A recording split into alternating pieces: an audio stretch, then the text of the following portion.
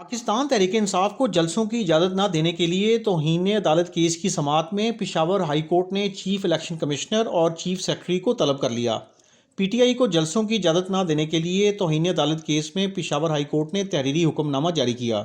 अदालत ने chief election commissioner Sikandar Sultan Raja को ज़ाती हैसियत में पेश होने का हुक्म देते हुए वजाहत तलब की है।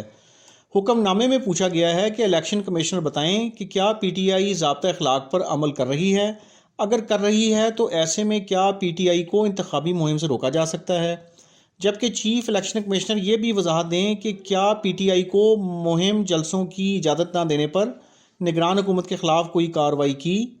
इसके अलावा अदालत ने चीफ सेक्रेटरी खैबर पख्तूनख्वा को भी ज़ाती हैसियत में तलब करते हुए हुक्म दिया है कि चीफ सेक्रेटरी वजाहत करें कि क्या एसओपी सिर्फ पीटीआई के लिए हैं।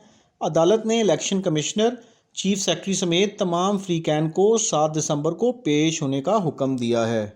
दूसरी तरफ वजारत कानून की जानिब से जेल ट्रायल का नोटिफिकेशन मौसूल होने के बाद ऑफिशियल सीक्रेट एक्ट खसूसी अदालत ने साइफर केस की समाअत कल तक के लिए मुलतवी कर दी।